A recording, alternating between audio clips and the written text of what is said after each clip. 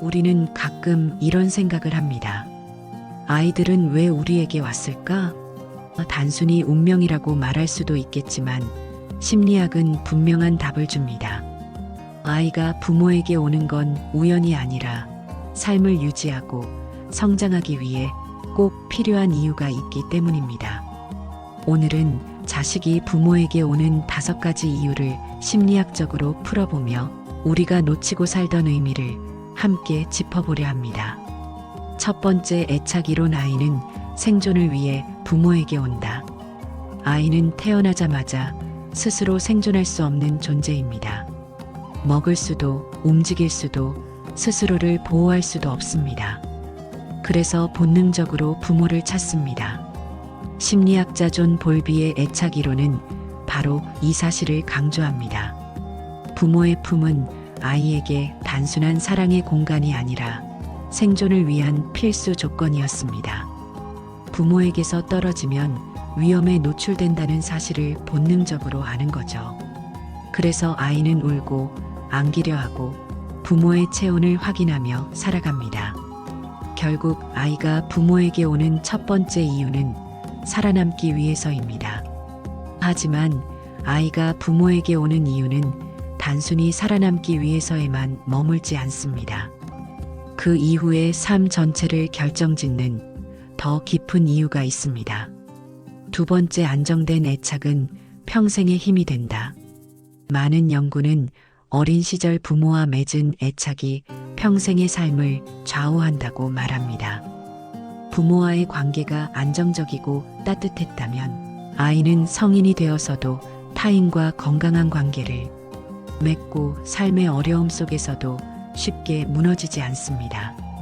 반대로 부모와의 애착이 불안정했다면 성인이 되어서도 관계 안에서 불안과 두려움을 반복하기 쉽습니다.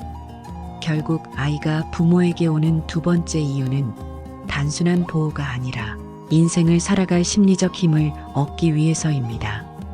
그렇다면 부모는 아이에게 단순히 보호자에 그치지 않습니다.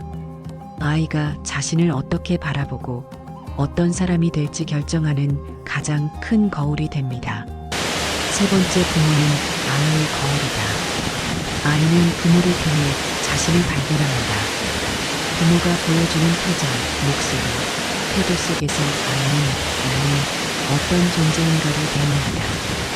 부모가 웃어주면 아이는 자신이 사랑받을 만한 존재라고 느끼고, 부모가 차갑게 대하면 나는 부족한 존재일지도 모른다고 받아들입니다. 그래서 부모는 단순히 양육자가 아니라 아이의 첫 번째 거울입니다. 이 거울 속에서 아이는 자신을 보고 세상을 바라보는 방식을 배우게 됩니다. 결국 부모에게 오는 이유는 자기 자신을 비추고 확인하기 위해서이기도 합니다. 그리고 이 과정을 통해 아이는 또 하나의 중요한 것을 배우게 됩니다. 바로 세상을 살아가는 법입니다. 네 번째, 부모는 세상으로 가는 첫 번째 교과서다. 부모는 아이가 세상에 나가기 전 만나는 최초의 교사입니다. 부모의 태도, 말투, 습관은 아이에게 그대로 새겨집니다. 심리학자들은 이를 모델링 효과라고 부릅니다.